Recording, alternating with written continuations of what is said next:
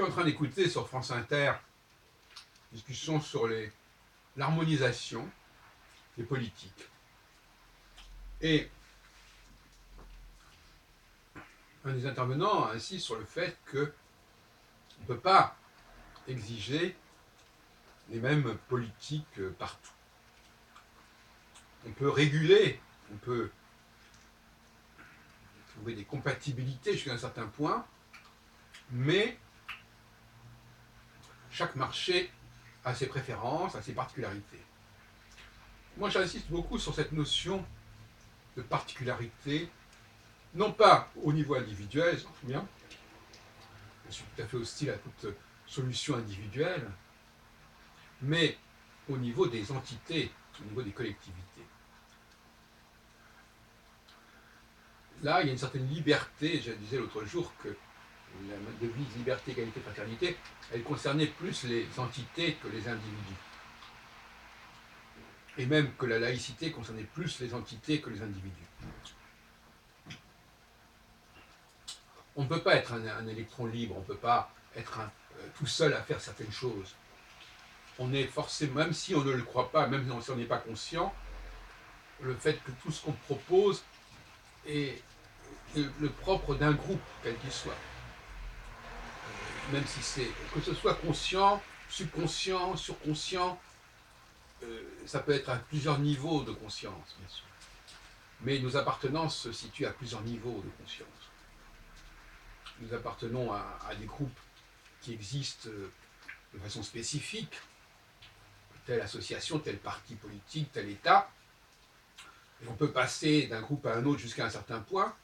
Et puis il y a des choses plus viscérales, plus inhérentes à notre condition à la naissance, notre condition génétique, héréditaire, et qui sont effectivement, soit qu'elles sont refoulées par d'autres facteurs, soit qu'elles vont l'emporter sur ces autres facteurs.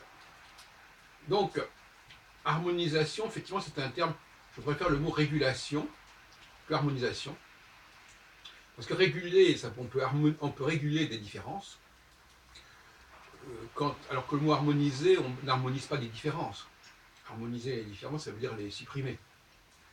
C'est-à-dire élaborer un discours général qui ne tienne pas compte des réalités existantes. Et je sais que beaucoup de gens actuellement, notamment les femmes, ou les étrangers, ont des espèces de fantasmes d'harmonisation universelle parce que justement ils ne sont pas bien dans leur peau par rapport à leur groupe d'appartenance, par leur groupe d'origine. Il y a une sorte de haine du groupe auquel on appartient, haine de soi, comme on dit parfois en allemand, Selbsthass.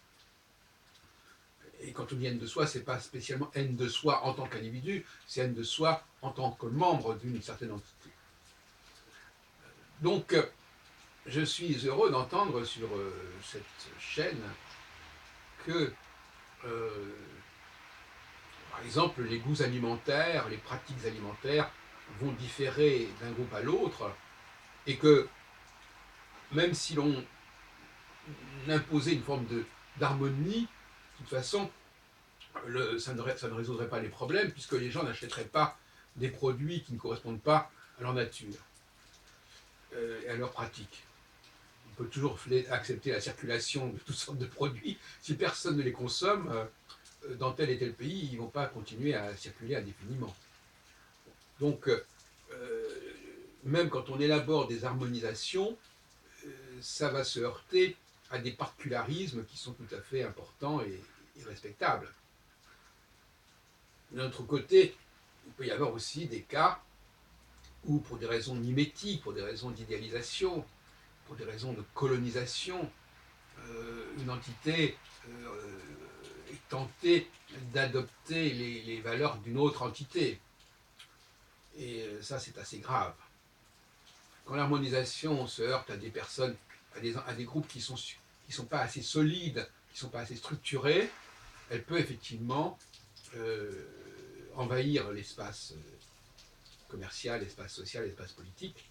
Mais après tout, à chaque groupe de faire le ménage en lui-même, de de faire son examen de conscience, de se purifier, de se structurer ou de se restructurer, de façon à ne pas être à la merci des valeurs d'autres groupes. Je crois que c'est aussi simple que cela. D'où l'importance majeure, d'ailleurs ça va dans les deux sens, l'importance majeure de la purification des structures, à la fois pour se distinguer, mais à la fois aussi pour percevoir des similitudes et des recoupements. N'est-ce pas? La purification, elle va dans les deux sens.